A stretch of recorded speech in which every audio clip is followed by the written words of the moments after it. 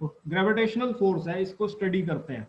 ठीक है, तो ग्रेविटेशनल फोर्स जो है वो किन्हीं भी दो मासेस के बीच में हो सकती है। जैसे कि अगर आप अपनी क्लास की बात करें तो दो स्टूडेंट अगर क्लास में बैठे हैं तो उनमें भी ग्रेविटेशनल फोर्स होगी। मैं एज ए टीचर अगर आपको पढ़ा रहा हूं, मेरे और आप में भी ग्रेविटेशनल फोर्स होती है, लेकिन ये नेग्लिजिबल होती है, very very very weak, negligible, almost to zero, but you can not say it's zero, it is existing. But ये नेग्लिजिबल क्यों होती है? क्योंकि हमारे जो मास है वो बहुत कम है। यहाँ मास कम से मेरा मतलब है कि इवन हाथी का जो मास है उसे भी कम माना जाएगा। पृथ्वी पर जितने मासेस हैं इनको कुछ नहीं माना जाएगा।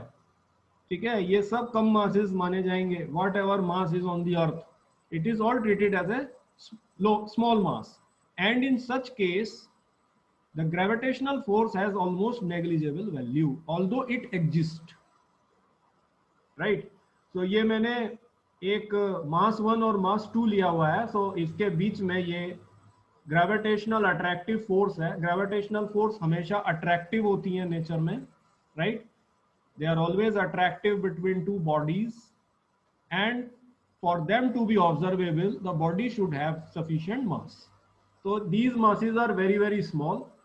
So gravitational force तो होगी, but ये observable नहीं होगी, ऑब्जर्वेबल नहीं होगी। तो इस बात को हमेशा ध्यान रखिएगा कि अगर कोई दो व्यक्ति पृथ्वी पर हैं तो उनमें हमेशा ग्रेविटेशनल फोर्स एग्जिस्ट करती है आपस में परस्पर, लेकिन वो ऑब्जर्वेबल नहीं होगी क्योंकि दो बॉडीज के जो मास है वो कम होंगे।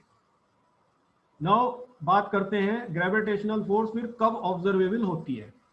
जैसे कि ये एग्जांपल है, ये अर्थ की सरफेस है और इसके ऊपर कोई मास, फॉलिंग मास है, तो ये जो मास अर्थ की तरफ बढ़ रहा है ये ग्रेविटेशनल फोर्स के कारण बढ़ रहा है। यहाँ पर ग्रेविटेशनल फोर्स ऑब्जर्वेबल है क्योंकि पृथ्वी का जो मास है वो बहुत बड़ा है। पृथ्वी का जो मास है वो 10⁻30 kg होता है करीब करीब। ठीक है, so at such a big mass these forces become observable. हालांकि ये हर मास में होती हैं, लेकिन इनको ऑब्जर्वेबल होने के लिए जरूरी है कि जो मास है वो करीब 10⁻30 kg या बहुत लार्ज होना जरूरी है, क्योंकि पृथ्वी का मास बहुत लार्ज है। इसलिए पृथ्वी की तरफ कोई भी बॉडी अगर आती है तो ये ग्रेविटेशनल फोर्स जो है ये ऑब्जर्वेबल हो जाती है। जैसे कि सेब ट्री पे से गिर रहा है, ठीक है, एक आदमी जो है किसी सीढ़ी पे से छलांग लगा रहा है। So all this is due to gravitational force that it is observable because mass of earth is very very large. Another case is about this. इसमें मैंने दो हेवनली बॉडीज ली हैं, मैं अब स्पेस की बात कर रहा हूं। तो दो हेवनली बॉडीज के बीच भी एक ग्रेविटेशनल फोर्स होती है। इसमें हमने एक लार्ज मास की हेवनली बॉडी 1 ली हुई है और एक जो है लार्ज मास की हेवनली बॉडी 2 ली हुई है। तो इनके बीच भी ये अट्रैक्टिव ग्रेविटेशनल फोर्स है जिनके बीच का सेपरेशन सपोज r है। ठीक है, सो यहाँ पर ये ग्रेविटेशनल फोर्स ऑब्जर्वेबल होती है क्योंकि ग्रेविटेशनल फोर्स के कारण ही पृथ्वी सूरज के चारों तरफ घूम रही है। ग्रेविटेशनल फोर्स के कारण ही दूसरे ग्रह सूरज के चारों तरफ घूम रहे हैं। अगर ग्रेविटेशनल फोर्स ना होती तो ये बंद थे ना, अर्थ जो है पता नहीं कहाँ चली जाती ब्रह्मांड में। ठीक है, ये ग्रेविटेशनल फोर्स है कि हम एक डेफिनेट ऑर्बिट में घूम रहे हैं अराउंड दी सन, और हर प्लेनेट एक डेफिनेट ऑर्बिट में घूम रहा है around the sun. It is only because of gravitational force. तो I can say that it is observable. ठीक है, so why it is observable, again इसका आंसर भी वही है, because the mass of heavenly bodies is very large. तो किसी भी ग्रेविटेशनल फोर्स को ऑब्जर्व करने के लिए, जो कि हमेशा नेचर में अट्रैक्टिव होती है, बॉडी के जो मास हैं वो बहुत लार्ज होने चाहिए। दो प्लैनेट्स के जो मास हैं या स्टार का जो प्लैनेट का मास है that is very very large. ठीक, फिर एक क्वेश्चन आता है कि जब ये इतना लार्ज मास है तो ये बहुत स्ट्रॉन्ग क्यों नहीं है, और इतनी स्ट्रॉन्ग क्यों नहीं है कि ये प्लैनेट्स जो है आपस में एक दूसरे से टकरा क्यों नहीं जाते हैं, ये भी एक क्वेश्चन आता है। तो उसका ये कारण है कि ये ग्रेविटेशनल फोर्स इनके बीच के डिस्टेंस पे भी डिपेंड करती है। सो अगर प्लैनेट्स के बीच का डिस्टेंस काफी ज्यादा है तो ये ग्रेविटेशनल फोर्स जो है कम होगी। ठीक है, तो ये प्लैनेट्स के डिस्टेंस के बढ़ने से घटेगी।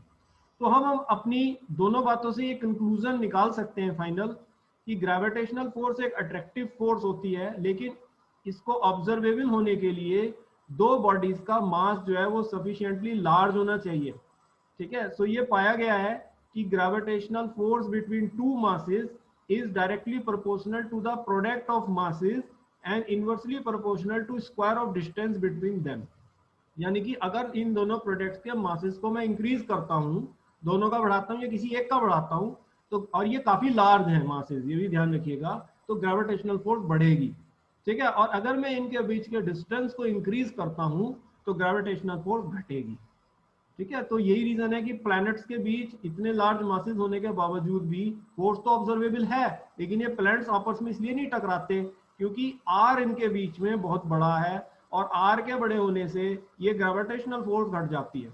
जैसे कि अगर हम यही बात करें, so mass of these two planets will, इनका product divide by R square, so ये R is very very large, so when this comes in the denominator the force becomes very very small, क्योंकि ये जो g है इसको universal gravitational constant कहते हैं, और इसकी वैल्यू होती है 6.67 into 10⁻⁻11 Newton metre square per coulomb square, ठीक है। तो ये -11 से आप खुद देख रहे हैं कि -11 is very very small, so this g is very very small, so this f is very very small, so that is the only reason gravitational force exists between any two masses. They are always attractive, but for them to be observable the masses should be large, ठीक है, like the earth or the heavenly bodies, then only it becomes observable. Otherwise for any object which is on earth, this force is negligible, very very small, not to be observable although it exists. ये मत मानिएगा कि exist नहीं करती, exist करती है, ठीक है। So ये ग्रेविटेशनल फोर्स का एक्चुअली फॉर्मूला हो गया। It is directly proportional to product of masses and inversely proportional square of distance, so this g is a universal gravitational constant, constant of proportionality with value 6.67 into 10⁻⁻11, ठीक है। So you note this before I move to the next slide. जी sir, इसमें sir आपने ये वाला बताया जो large मास है, हेवी बॉडी 1 और हेवी बॉडी 2, हाँ, ये मेरे समझ में है। आपने बताया जैसे टकराती है, जैसे इनका ग्रेविटेशनल फोर्स हाँ आप बता रहे थे। हाँ, मैं ये कह रहा हूँ कि अगर बॉडीज, इसको ऑब्जर्वेबल होने के लिए ये जरूरी है कि जो बॉडीज का मास है वो बहुत लार्ज हो, ठीक। तो जैसे हमने ये दो हेवनली बॉडीज स्पेस में ले रखी हैं, तो इनके बीच में ग्रेविटेशनल फोर्स काम कर रही है, जो कि आप ऑब्जर्वेबल भी कह सकते हो। क्योंकि ऑब्जर्वेबल क्यों है? क्योंकि ऑब्जर्वेबल इसलिए है क्योंकि इसी ग्रेविटेशनल फोर्स के कारण ही हमारी पृथ्वी सूरज के चारों तरफ चक्कर काटती है, या दूसरे प्लैनेट्स जो है सूरज के चारों तरफ चक्कर काटते हैं, तो ये ऑब्जर्वेबल है। क्वेश्चन ये है कि अगर ये मास पर डिपेंड कर रही है, जैसे मैंने अभी बताया, तो ये इतनी हाई क्यों नहीं है कि ये आपस में टकरा ही ना जाए बॉडीज, ये कह रहा हूं मैं। तो उसका कारण ये है कि ये डिस्टेंस पे भी डिपेंड करती है। सो अगर इनके बीच का सेपरेशन काफी लार्ज है तो ये फोर्स जो है कम हो जाती है, समझ रहे हैं? बात ये है कि why don't they collide if they are such a large mass. तो यहां से हम दोनों बातों से कंक्लूजन निकालते हैं कि ये ग्रेविटेशनल फोर्स जो है मास पे भी डिपेंड करती है, और उन दो बॉडीज के सेपरेशन के बीच जो सेपरेशन है, डिस्टेंस है उनके बीच, उस पर भी डिपेंड करती है। So it is proportional to the product of masses and inversely proportional to square of the distance between them, right. Sir new unit है ये? क्या कह रहे हैं सर? न्यू यूनिट है ये? हाँ, अभी लगाई है मैंने, न्यू यूनिट है। फर्स्ट टॉपिक मास वन, ये इनका तो हाँ, सर ये मास सेकंड यूनिट, इसका लार्ज है नहीं जैसे। सेकंड यूनिट का फर्स्ट टॉपिक है ये। सर मैं कह रहा हूँ, यस, मैं कह रहा हूँ जैसे कि मास 1 मास 2 है इनका, जैसे कि लार्ज मास नहीं है, नॉर्मल मास है इनका सर, यस, स्मॉल मास है। यस। तो सर ये मतलब सेपरेशन डिस्टेंस की वजह से इनकी ये अट्रैक्ट हो जाती है? नहीं मतलब नहीं नहीं, स्मॉल मास कोलाइड। के केस में देखिए, मैंने बताया ग्रेविटेशनल फोर्स किसी भी मास के बीच में होती है, एग्जिस्ट करती है। Any mass will have gravitational force, लेकिन ऑब्जर्वेबल नहीं होती। ऑब्जर्वेबल होने के लिए जो बॉडी का मास है वो बहुत बड़ा होना चाहिए। जैसे पृथ्वी का मास 10⁻30 kg। अगर आप दो बच्चे क्लास में बैठे हो तो आप दोनों बच्चों के बीच भी ग्रेविटेशनल फोर्स एग्जिस्ट करेगी, but it will be negligibly very very small, almost tending to zero. But हम ये नहीं कह सकते कि जीरो होगी, बट उसकी वैल्यू बहुत कम होगी। देखो आप इसी फॉर्मूले में, ये जो फॉर्मूला है जरा अपनी चीज रख के देखो, मान लीजिए एक 70 kg का बच्चा है, एक 50 kg का बच्चा है, दोनों का मल्टीप्लाई कराओ और उनके बीच का डिस्टेंस आप 2 मीटर मान लो, तो ये जो g की वैल्यू है 6.67 10 की पावर -11, ये इतनी कम है कि आपकी जो ग्रेविटेशनल फोर्स होगी वो ऑब्वियसली बहुत कम आएगी इस केस में, ठीक है। सो ग्रेविटेशनल फोर्स ऑब्जर्वेबल नहीं होगी। सो इसको ऑब्जर्वेबल होने के लिए जरूरी है कि जो बॉडीज है उनके मास बहुत बड़े होने चाहिए, करीब पृथ्वी, जब पृथ्वी की बात आ जाएगी तब ये ऑब्जर्वेबल होगी। अदरवाइज पृथ्वी पर कोई भी वस्तु है ग्रेविटेशनल फोर्स सब पे लगती है, आपस में भी लगती है, पृथ्वी में खींच रही है वो तो है ही है बात, लेकिन आपस में भी ग्रेविटेशनल फोर्स एग्जिस्ट करती है मासेस के बीच में, but it is negligible because masses are not very large. For it to be observable masses need to be very large। जैसे ये मैंने 2 केसेस लिए हैं, एक फॉलिंग मास का जिसमें पृथ्वी अट्रैक्ट कर रही है एक मास को, और ये हेवनली बॉडीज का केस लिया है। ये दोनों केसेस ऑब्जर्वेबल हैं। आप एप्पल को गिरता हुआ देखते हैं, it is because of gravitational. आप 2 बॉडीज के बीच में अट्रैक्शन देखते हैं, it is because of their fixed orbit जिसमें वो रिवॉल्यूशन कर रही हैं। अगर ऐसा ना होता तो बॉडीज तो ब्रह्मांड में कहीं भी भाग गई होती, it is because of gravitational force, ठीक है। तो ये माना गया कि इस ग्रेविटेशनल फोर्स का जो मैग्नीट्यूड है वो इन 2 बॉडीज के मासेस के प्रोडक्ट के और इनके बीच का जो सेपरेशन है उसके स्क्वायर के, ठीक है, इनवर्सली प्रोपोर्शनल होगा। So I can say F is proportional to m1 m2 upon r square. So I brings a proportionality constant g, इसे यूनिवर्सल गैस कांस्टेंट कहते हैं, जिसकी वैल्यू होती है 6.67 into 10 raised to the power -11 newton metre square per coulomb square, ठीक है। So this is like gravitational force. Now मैं इसमें आपको एक इंपॉर्टेंट बात बताना चाहता हूँ। जैसे जिन लोगों ने अभी लेट ज्वाइन किया है, मैंने बताया था फंडामेंटल फोर्स। तो फंडामेंटल फोर्स जो है बहुत सारी बॉडीज या जितने पार्टिकल्स हमारे में है सबके बीच में लगती है, और इसको फंडामेंटल फोर्स इसलिए कहते हैं क्योंकि पार्टिकल्स आपस में फंडामेंटल पार्टिकल को एक्सचेंज करते रहते हैं। इस पार्टिकल को फंडामेंटल इसलिए कहते हैं क्योंकि इसका कोई फंडामेंटल स्ट्रक्चर नहीं होता। तो ग्रेविटेशनल फोर्स में भी जो पार्टिकल एक्सचेंज होता है वो कौन है वो पार्टिकल? फोटोन। तो ग्रेविटेशनल फोर्स में जिस फंडामेंटल पार्टिकल को हम एक्सचेंज कर रहे हैं, ये जैसे 2 बॉडीज कुछ एक्सचेंज कर रही हैं, वो फोटोन है।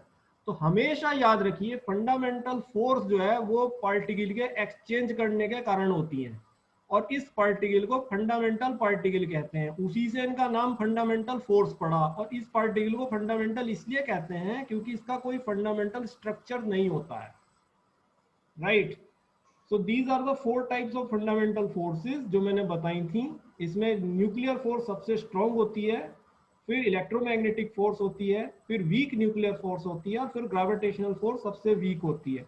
चारों फोर्सेस का जो कारण है वो फंडामेंटल पार्टिकल का एक्सचेंज करना है। ये जो 2 बॉडीज दिखाई है ना, हेवनली बॉडीज, इनके बीच भी फोटोन एक्सचेंज हो रहे हैं।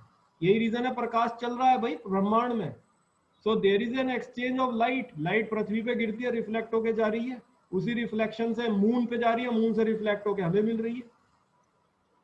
So there is a propagation of light throughout the space and light is made of photons. So this exchange particle is responsible for this fundamental force. Yes.